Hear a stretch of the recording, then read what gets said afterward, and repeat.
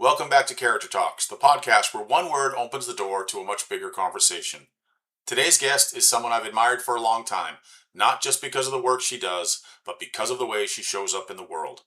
Mish Sommers is an organizational development consultant, executive coach, outdoor leader, and someone who has spent her life helping individuals, teams, and communities become more intentional about how they live, lead, and connect. When I first invited Mish onto Character Talks, she chose the word container. But after spending a few days reflecting, taking a walk through her community, and paying attention to what kept surfacing, she reached out and said she had a different word. That word became connection. As you'll hear, that small change transformed the entire conversation. Together, we explore why connection isn't something that simply happens, it is something we intentionally create. We talk about community, the outdoors as a classroom, vulnerability, curiosity, systems, mindfulness, and why some of the most meaningful moments in our lives begin with something as simple as taking a walk and paying attention. If this conversation leaves you with anything, I hope it's this. Slow down, look up, reach out, because the connections that shape our lives are often already there. We simply need to notice them. This is my conversation with Mish. In Character Talks, we aim to unearth the hidden gems of human resilience, courage, and growth. We bring you tales of ordinary people who found themselves in extraordinary circumstances and emerged from the crucible of life forever changed. From tales of facing fear head-on, to serendipitous encounters that altered destinies, and from travels to distant lands that broadened horizons. To battles fought within, we believe that every experience holds the potential to shape us in profound ways. I'm Chris Christie, and this is Character Talks. Just after it's been cut,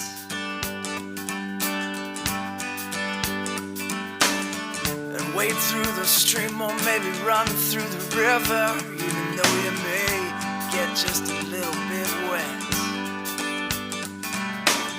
A bum bum sheeto, a bum bum sheeto. Wow, wow, wow, wow. This is life.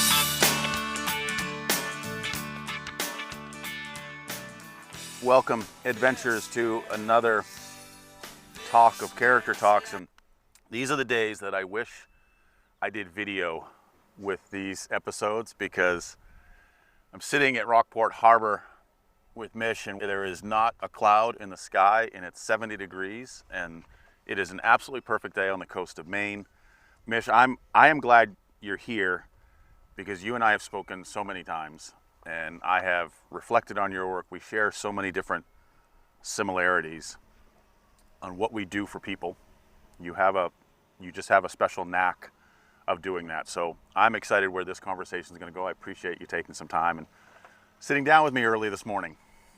I'm so psyched to be here. Thank you so much. And I agree, what an incredible day.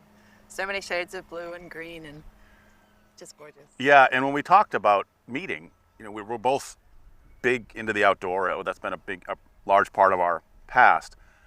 We talked about, I don't think sitting in an office or sitting on a Zoom fit what we wanted to talk about, so I'm glad. So for those that are listening, you may hear some bikes and some dump trucks, dump trucks and boats being thrown into the harbor. Maybe so some kids playing. Bear with us as we go through this.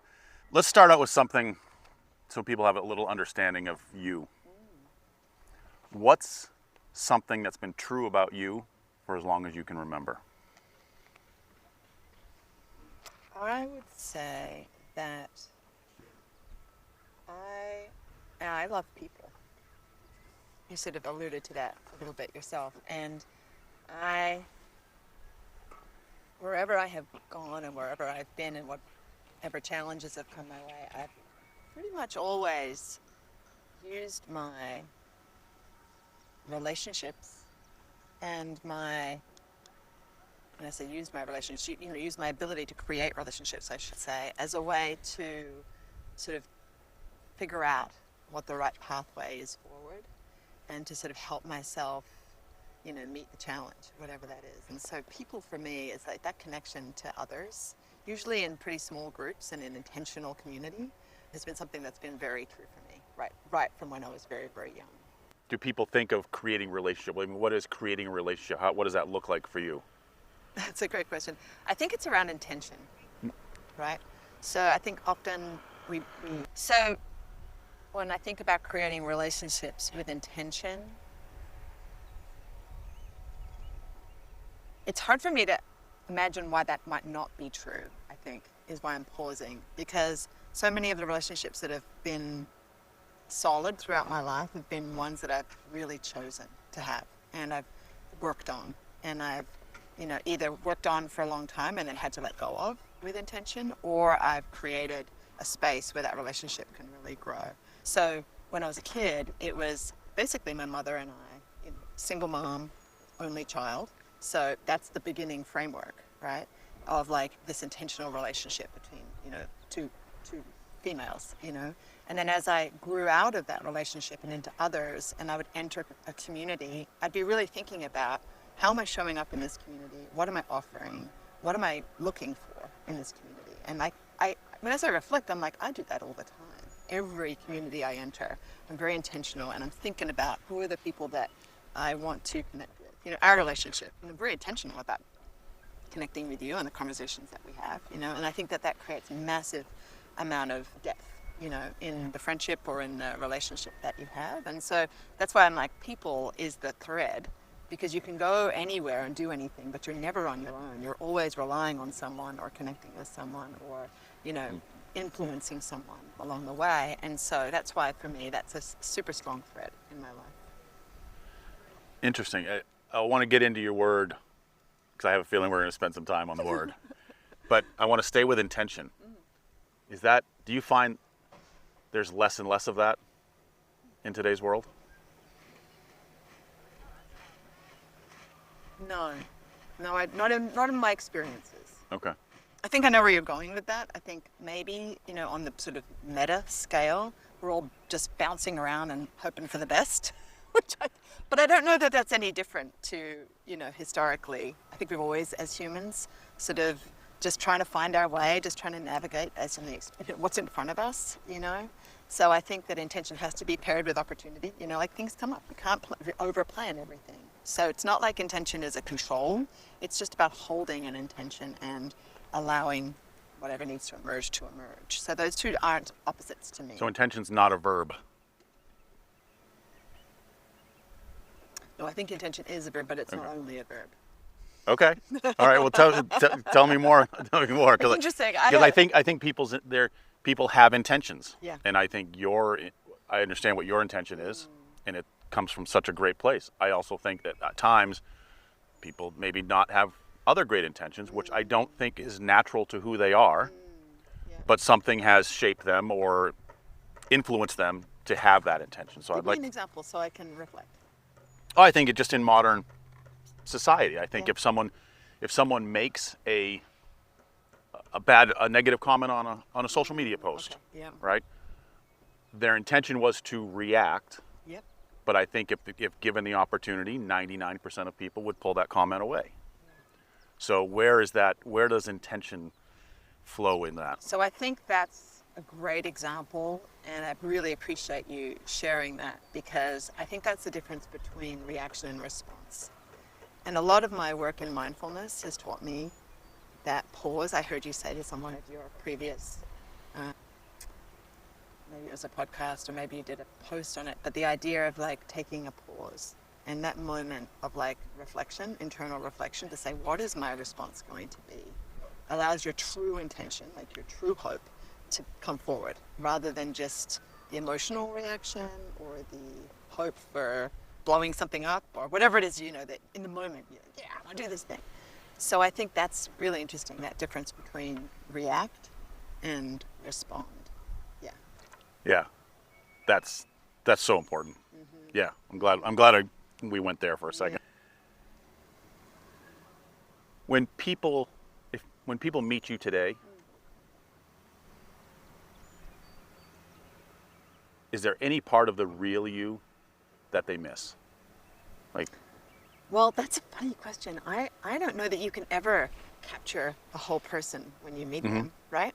Right. I mean, I've known you for ages and I keep learning new things. So, right, so also I'm Australian and lived in Australia for half of my life. before I moved to the States. It's almost half and half now, which, so yeah, massive amounts that people who I meet here don't see, right? 28 years of living and traveling in other places, So what's missing? But I don't know how important that is. I think that however you show up is right for that moment, So like, it's funny that my first thought when you said that, and I'm thinking about the framework of this podcast, which is about adventure and the adventures that you've had and that you've done and how it's formed you and your character.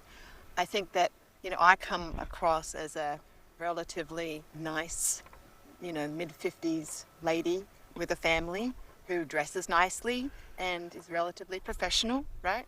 That wasn't me 30 years ago, like I was traveling the high seas and, and leading groups in massive big adventures. I don't think anyone would know that by meeting me today, but it has informed who I am and how I show up on a day-to-day basis. But you wouldn't see that necessarily. What you see is what you expect to see to some extent and what it is that's right in front of you. So I'm curious where that question's coming from, because I might answer it differently if you phrased it differently. I think you answered it not the way I was thinking, but perfectly. Because when you're talking, I kept thinking the Ted Lasso, when he's throwing darts, of be curious, not judgmental. Yeah, right. And so many people, they have that understanding of when they meet someone, well, you're not getting the whole picture, you're getting what fits in that environment and that atmosphere. So you go back to, you talked about that, because I do want to spend a few minutes talking about who you were before and what brought you to your consulting and stuff that you're doing now, because I think that's so important, because you're not just textbook savvy, of which you are, but you've lived it, you've done the work, which you can't put a value on that, in my opinion. So give us a snapshot of, like, we have both been in the outdoor world, and you have done some amazing adventures that I think, as you said, helped shape where you are today and why we're sitting here today. So can you give us give us a little Cliff Notes version, a little background of some of your adventures, or maybe one of your favorite adventure that may have shaped you the most? The Cliff Notes are that, I mentioned that I was an only child, and my very first experiences in the outdoors were kind of a little bit like Alistair Humphreys' micro adventures. I lived one street away from the beach. I spent all my time either at the beach, riding my bike with little bits of cardboard, pretending I was a chips guy, or like digging in the bottle dump or whatever, like just totally a little feral child, like just having the best time. And then when I was about 15, my first real, true, like intentional challenge was to go on a tall ship experience. And it was like an Outward Bound trip, right? Okay. So it was a sail training trip, and it was 10 days off the remote coast, west coast of Australia. It was a very new program. They hadn't really figured out how to do what they were doing, but they were offering these programs. And so I did that. That was the first time I'd really been immersed in an intentional community, and it framed pretty much everything that I thought of after that. I was in high school in a theater program, really loving being theatrical, learning my voice, moving my body, doing my first mindfulness and meditation experiences. Like, part of me was being formed already in that high school environment.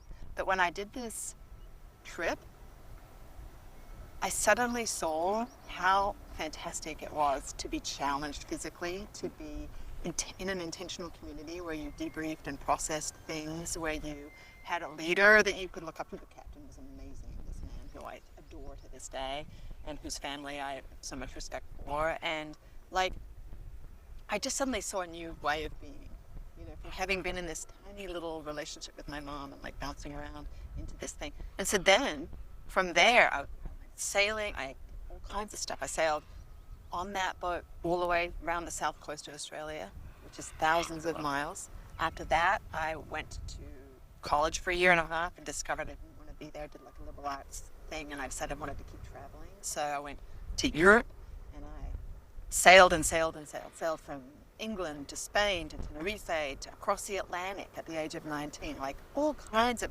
crazy, amazing experiences. And every time I landed in one of these little intentional communities, whether it was as a crew on a boat or, working in a restaurant or whatever, I would do the same thing I was mentioning before. I'd be looking with intention, like, what is this community? What's the nut of this community? How can we make this better? How can we work together and get this boat across the Atlantic? How can we do whatever? So really, by the time I was 21 or 22 and got back to Australia, I had a map in my head about how I wanted to be and what I wanted to be doing, you know. And it was very much informed by the adventures that I'd been having, you know, and the communities I'd landed in or had created, you know, even at a young age. And then so you fast track that to, you know, all the other adventures I've had, which is, you know, I paddled the length of the Baja California with my boyfriend, self-supported. I've paddled the coast of Maine, I've paddled in the North Woods, and all these different sorts of experiences that I've created or been part of, been a leader in some, self-supported in others. That's been the focus. How can we do this intentionally? How can we do this journey together? So it's like now in my world, I'm a mom of 2 teenagers, a young adult who's launching right now, and then a girl who's in high school, and I'm married, and I work full time, and I have consulting work and organizational development. So for me, I'm still doing those same things. You know, like what's the adventure that we're on? What's the challenge that we're meeting? How are we meeting this? You know, that combination of mind and body and spirit. Like, how do we bring those things together to do this intentionally and to do it well? You know, whether I'm parenting or, you know, working with a group or, you know, coaching somebody, whatever it is. So how does that inform? It's all informed by those early experiences. You know, that framework is right there with me every day. Yeah. You know. Do you talk to me on the outdoors being a classroom? Yeah. Because I think the outdoors, the outdoors, I think, provides us that opportunity to do things. Could you foresee learning that's the same types of things that you just talked about in any other environment other than the outdoors? So the short answer to that is absolutely. Absolutely. I think that everybody has their environment and it's going to work for them, you know? So like, I know your work is in sport, and a lot of your work is in sport. I think that athletes learn a lot of the same lessons that I learned in the outdoors by applying themselves to a sport, right? And those sports are often outside, so yeah, double bonus, right? So that's awesome. But I also, you know, I was telling you that I was in a theater program in high school. A lot of what was foundational for me in understanding how I was going to be a human started in that environment. There's a lot of collaboration. There's a lot of, you know, self-management. There's a lot of really challenging yourself all the time in that environment. Yeah, you're missing the nature part, which I actually find personally to be very powerful, and I found it to be very powerful for many people. But some people have a lot of fear around the outdoors. They have a lot of inbuilt messaging. If you look to other cultures, quite often, the outdoors is seen as not as a positive thing as we see it here in the States or in Australia where I grew up. And so, you know, I've encountered that, and I've been like, wow, okay, so how can we help you overcome that? So I do think there are other environments.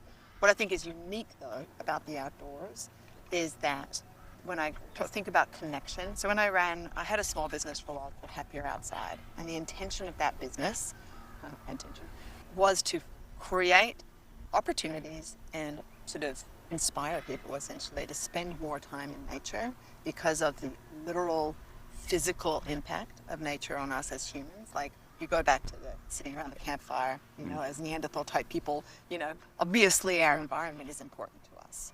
The environment we choose to be in is so critical. Like, this environment we're sitting in right now is impacting us through the, you know, literally the chemicals that are going into our body, the ions, you know, like the sunshine is making us happy. Like, all of these things are very true in nature, and those things are powerful in ways that you don't get inside, right? But the personal growth part can be done in many different arenas, I think. So That's a great distinction. yeah, I see them being compatible rather than mutually exclusive. And I personally have found through so many experiences with others that just stepping into nature and stepping outside your door impacts you in ways you can't even use words to describe. So I personally find it to be an incredibly powerful vehicle that I, you know, have so much care and love for, you know. And my hope is that more people discover that or rediscover that for themselves, you know. So let's dive into the word, and the word of which you surprised me this morning and changed the word up on me. Sorry about that. Well, I did tell you yesterday. But I think there may be another podcast with intention. Although I think I guess as I've been reflecting this week, thinking about talking to you today, every little thread that I followed kept coming back to it's all connected. I'm a systems thinker, okay. right? Mm-hmm. So I cannot see one thing in isolation without seeing it being connected to something else. So that's the nut, right? It's all connected, like duh, in my Right. mind. Obviously, other people probably see it differently, but in my mind, Right. I'm like, well, everything has this ripple effect on other things. And so one framework that I've been really thinking through recently is William Stafford wrote this beautiful piece around the thread. But essentially what he talks about is there's a thread that connects your life. There's a thread through your life that connects all things. And other people may find it difficult to see that thread, but you hold on to that thread and it becomes stronger and stronger throughout your life. And sometimes it's the thing that just keeps you moving forward. And sometimes you look back and you see, oh, I see that thread now, right? And so for me, when I thought about what is my thread, that was the question I thought you were asking. Like, what is the thread? What is the character element that has grown in you or has always been there, right? And I'm like, oh yeah, so people, connectedness, everything's connected. Like, to me, it's very obvious, right? Mm-hmm. And so any work that I do, I've always been able to see how it connects to other things or how the things within it are interwoven, right? So,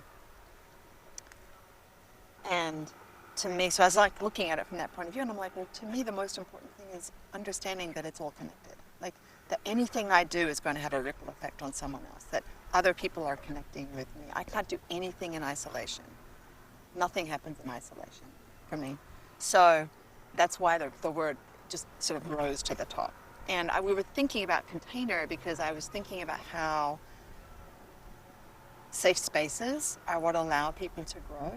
That idea of like creating an intentional, we were mentioning this before, intentional community or an intentional, mm-hmm. And so that's where I landed. I was like, gosh, that is something that has formed me in my character, is that I'm not an island, that I'm always connected to something else for me to be able to change or move or adapt or, do my work in the world. Yeah, I think you're right. I think container is that safe environment that allows connection maybe to occur, to be open to occur. Is there a particular story or something that would define connection that's maybe better than the actual, if I look up connection in the dictionary, is there a story that you have that identifies or shows what connection is better than the definition? Yeah. I mean, all the things, right? So in less than an hour? No, because exactly. This is probably a bunch, but yeah. So, sure. As I was thinking, I went for a walk before we came together this morning, and I'm becoming increasingly aware that as much as I want to control and prepare myself or create my pathway or like my experience at any given time, much of what is going to happen in my life for the next 30, 40, 50 years is pretty much out of my control. And I need to, there's some of it's in my control. I can create direction, mm-hmm. and I can prepare myself. Like think about it as like a risk management plan, right? Okay. You can have all the tools, but you really don't know what's going to come down the pipe. I think the pandemic proved this to us. I think that, pretty much anybody who's done a wilderness trip who has all their tools, right. You can prepare, but you don't actually have control over what it is that is going to happen in the future. Right. So that's a grand statement, right? But what I'm increasingly doing now is really trying to pay attention to what comes towards me and see how that might influence. Now, you and I had a conversation a little while ago about this, and I just remembered that. But so as I was walking this morning, I was like, connectedness, connection. I wonder what's gonna come up for me when I'm talking to Chris, right? I saw probably about 5 or 6 friends, people that I've known for a long time in this area on my walk. I was in the parking lot just leaving. Someone grabbed me. Hey, Mish! Started talking to me about Shakespeare and blah, blah, blah. I was like, wow, that's beautiful. Gosh, I haven't thought about that person for a while. And I walked a little further, I saw someone running. Mish! She runs up to me, gives me a big hug. I literally saw all these people. And as I was walking, I was like, this is my community. I am so deeply connected. If I don't leave my house, I don't see it. But it's there, and it's informing me. Sometimes subconsciously, sometimes consciously, sometimes opportunities are right in my face, and others they feed my thinking and my awareness in ways I can't necessarily process or understand in the moment, but later it will become apparent. So I guess that's my point, is that you don't always know. You're deeply connected in your community. You're deeply connected to this world. Being in the outdoors reminds you of this, all the time. So for me, the story is taking a walk this morning and being reminded of how deeply connected I am in this community and how that is like a beautiful thing, and to really honor that and remember that. And so this goes back to, pretty much any journey I've taken. Those are the same kinds of things that come to me as I'm moving along on a journey. As in Baja, like you think you're on your own. You're not on your own. You land on a beach and a fisherman comes up and gives you a fish. Wow, like I would never have planned for that. My plan for that meal was something else, but tonight we're having fish, right? So this connectedness, you're always connected to something outside of yourself, and remembering that and taking those opportunities when they come to you, I think is really an important way to move through the world, Yeah. You were outside. You were taking a pause because you were just on a walk. You were connected. You were open to receiving. So seeing your friends, and I mean, there's just so many things that have happened just in a 1 hour walk. In a 1 hour walk. Exactly. So good. So I think this is important. I hadn't thought about asking this one, but we talked about connection, and you're naturally that person that is open to connection, being outdoors as much as you are and everything else. But are there times during your day, during your life, where you find and you recognize that you're, I don't want to say guarded, but you're not open as open to connection as you might want to be?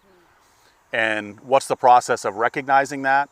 But then how does Mish get herself out of that? Because we all get into those, we'd love to think that life is an upward curve, but there are always peaks and valleys. And so how do you recognize that, and how do you kind of get out from underneath not being as connected as you want to be? When I think about the word connection, it's about people, and but I also want to sort of also think about it being about the broader question of connection, like connected to our environment, connected to this pathway that we're on, this journey that we're on in life, like making sure that we're staying deeply in that space of connection to something bigger than ourselves. So I think when you were first phrasing that question, my mind was going back to that people point, because I think, I did that Myers-Briggs personality test. I've done that like 5 times, and it's changed every time. But one pattern I have noticed is that as I've gotten older, I went from being an E, which is an extrovert, to being an I, which is an introvert. And I don't actually think that's true. I think it just depends on the scenario, right? And so as an introvert, we are fueled by being, according to Myers-Briggs, by time alone. As an extrovert, you are fueled by time with others. And I think both fuel me. I need that time by myself. I need reflection time. When I go for my walk every morning, I don't really want to walk with someone. I want to just be by myself. Sometimes I'll walk with a friend because I want to connect with them, but mostly I'm by myself. But during the day, this is to answer your question, if I'm feeling like I'm losing track of the work I'm doing, or I need to push past, get to the next step in the work that I'm doing, I will often connect with another human to help me do that, right? I need other perspectives because that connection is so important to me. So that's the answer to the people part. Like if I'm feeling like I'm disconnected or I'm out of whack, often I will connect with another human to say, yo, can we just talk? Or I've got a problem, I've got a question, can I ask you? Or let's go for coffee and I want to hear your story, because that connection wakes me up, wakes up my psyche in really great ways, right? Similarly with the outer world, right? I work in my basement most of the time. I have an office. And so the other day, the internet went out in Lincolnville, And I was like, crap, I have all these meetings I have to do. Like, that was going to be important for me that day. So I went to the Camden Library and I, again, saw lots of people that I knew. And also was able to like be in a different environment, which totally woke me up in a new way, right? So connection to my environment is clearly something that energizes me and helps me have higher quality output, be happier, feel like my life is more fulfilled. So what do I do? When I notice I'm in a funk, I connect with people, with the environment, with my husband, with my kiddos. Wherever I'm feeling a lack, I'll just reach out. You purposely connect. Purpose with intention. There we go again. Yeah. Can we mistake communication for connection? Mm-hmm. Oh yeah. Just talking to someone, that's not the connection. Although it's a vehicle for it. Okay. Yeah. But like, you were saying earlier, like on social media or these places where there isn't a lot of consequence perhaps for the things we might say, we might communicate a lot, but not say very much. Right? So we might put a lot of words out there.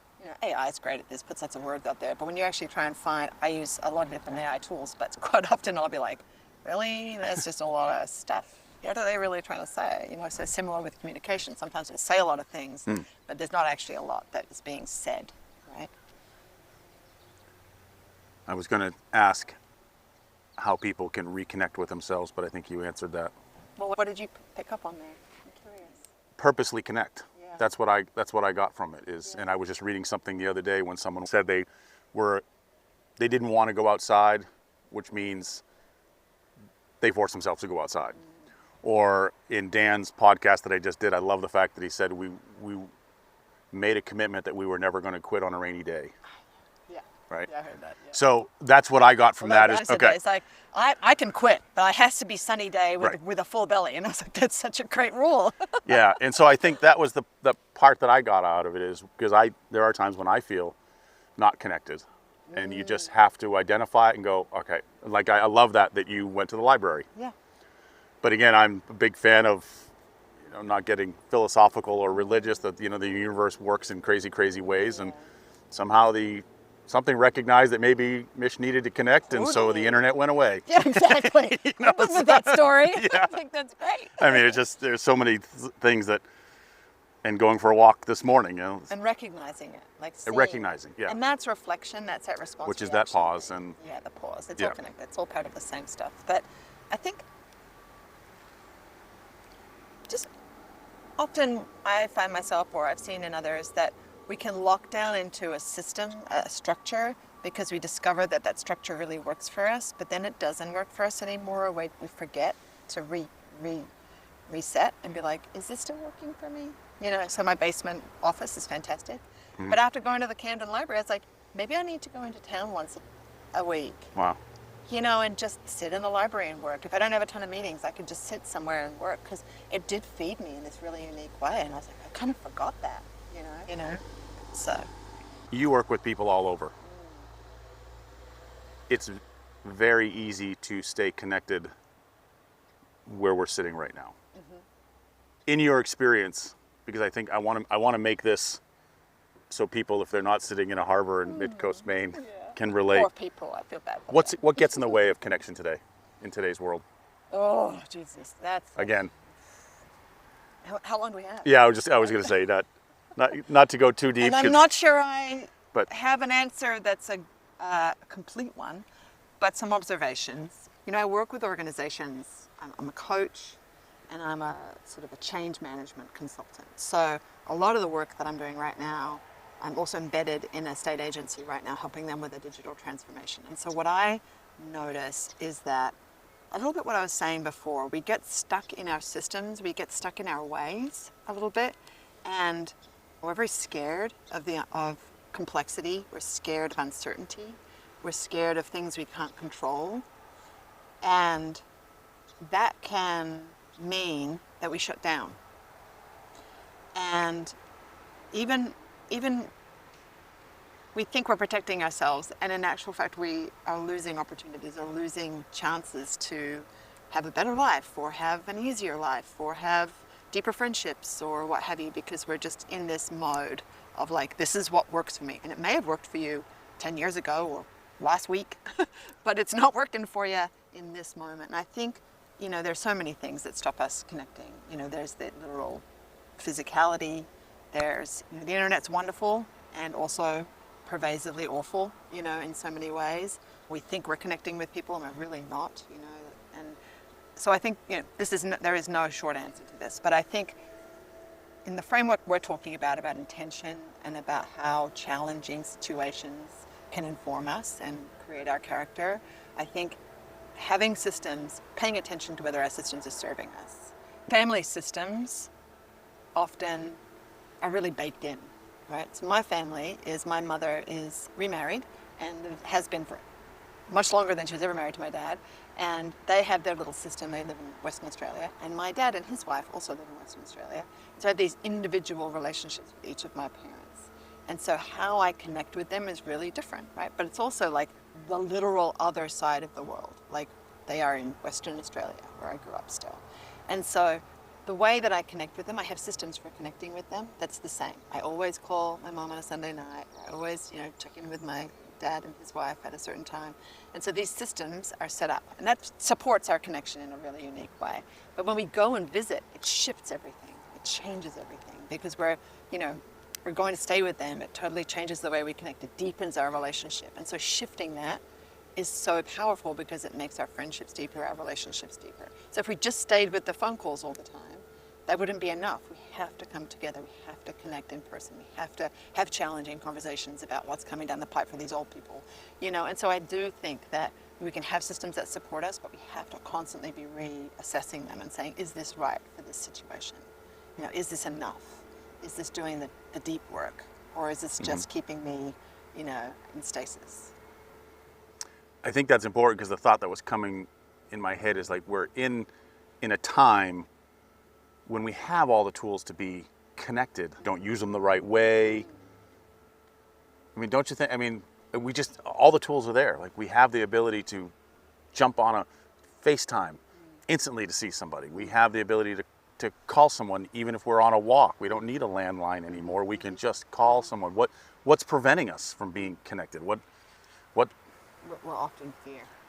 Okay. Well, I mean, think about the deep relationship and how vulnerable you have to be to have a deep relationship or a deep connection with someone. That's hard. The vulnerability. Yeah.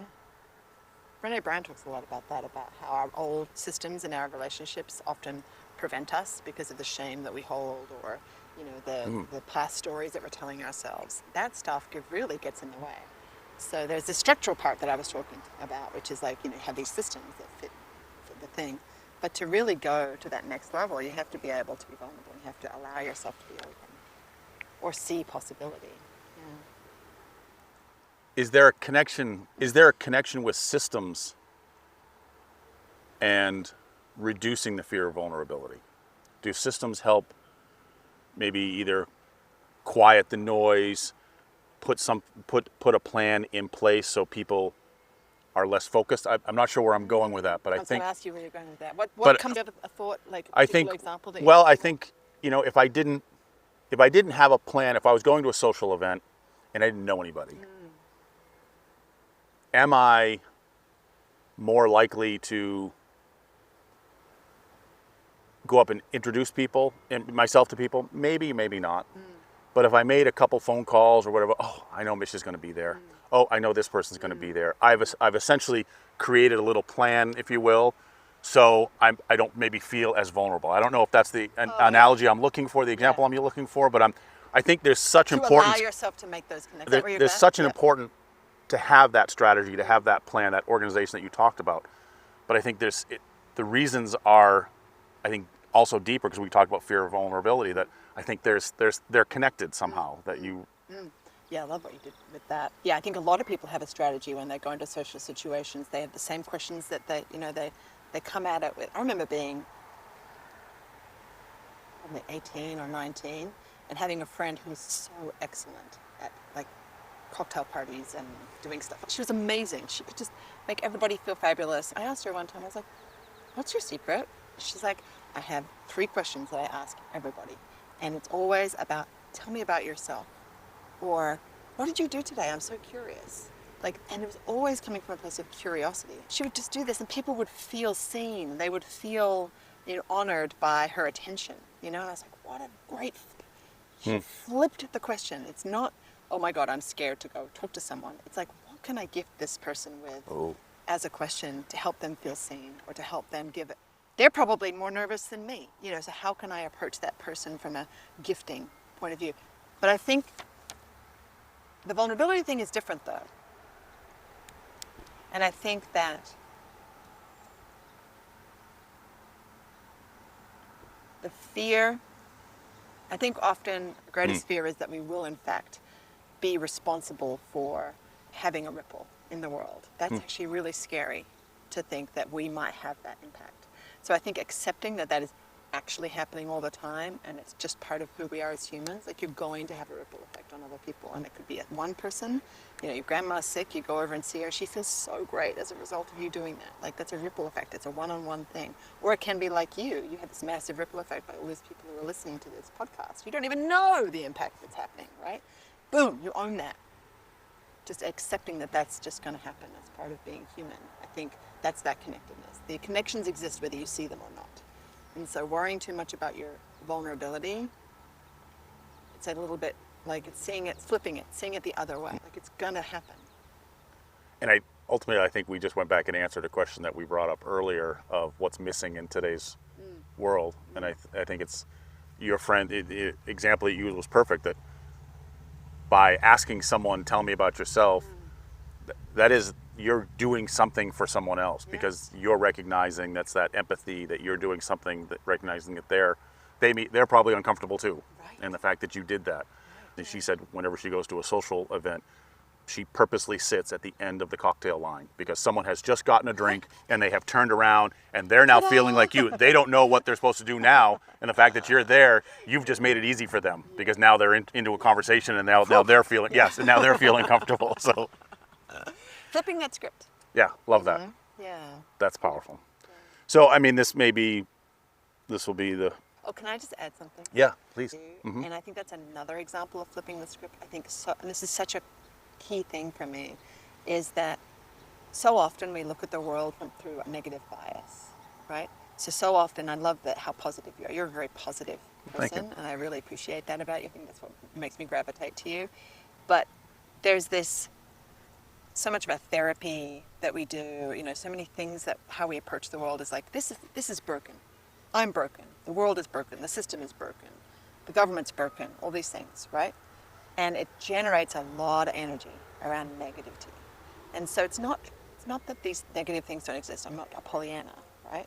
But I do think it's important to flip the script sometimes and say, what are our strengths? What do we have to offer? What do we, as our individuals, as our communities, as our, what do we already have built that can be positive and can help, can make an impact, rather than worrying. It's not that we shouldn't fix broken things. I'm not saying that, to be really clear. But I do think that to fix broken things, we should be leaning into our strengths. We should be leaning into things that we have developed and we have talents for and we are good at, and that should be our frame. And so that's very much a core belief of mine. And so for me, that also comes back to connectedness, because the more that you're leaning into your strengths and I'm leaning to my strengths, guess what? Your strengths are different than mine. So we can collaborate to come together to make something bigger, And so for me, that's that flipping the script again. It's coming back to like, how can I look at this differently? So the cocktail party, my strength, I have empathy, right? And I'm really curious. How could I activate those things at a cocktail party, right? So I can go ask someone, tell me about yourself, and that empathy and that curiosity is surfaced, and that person feels seen and they feel happy and they have a nice conversation, right? So, in all the work you've done, do you find it,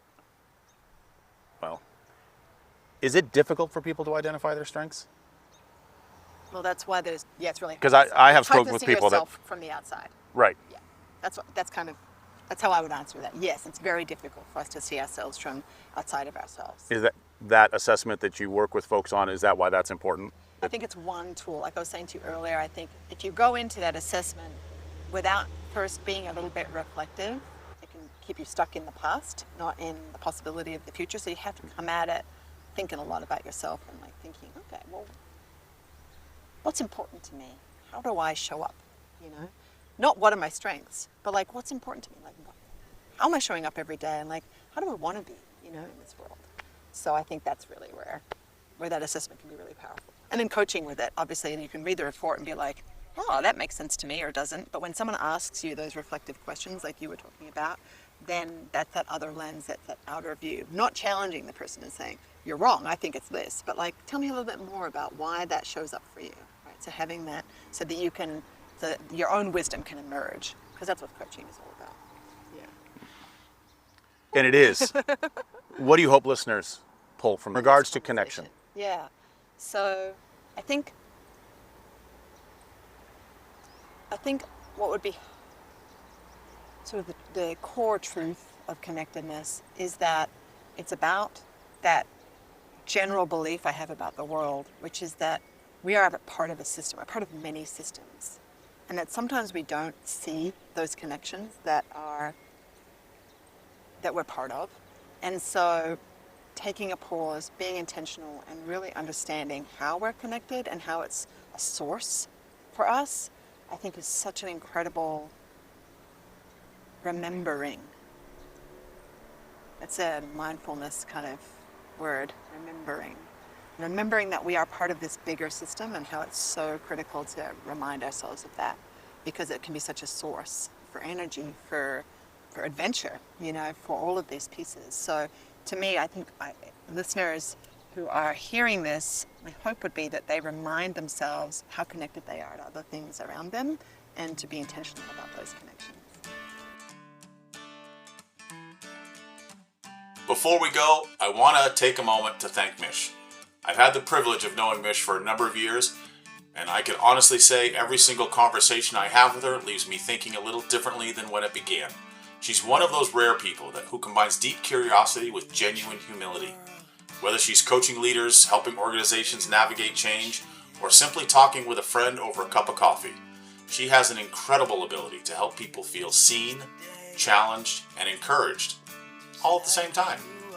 If today's conversation resonated with you, I encourage you to learn more about Mish and the work she does. You'll find links to her website and all the other resources in the show notes. I can tell you from personal experience that if you ever have the opportunity to learn from her, take it. Mish, thank you for sharing your wisdom, your stories, and most importantly, your heart. It was a privilege to spend that time with you. And to all of you listening, thank you for joining us for another episode of Character Talks. There are countless podcasts you could spend your time with, and I'm grateful you've chosen to spend part of your day with us. If you enjoyed today's conversation, I'd love for you to share it with someone who came to mind while you were listening, perhaps that lost connection. That's how these conversations grow, one person, one story, and one meaningful connection at a time. Until next time, remember that one word can change a conversation, and one conversation can change a life. Take care. We'll see you on the next Character Talks.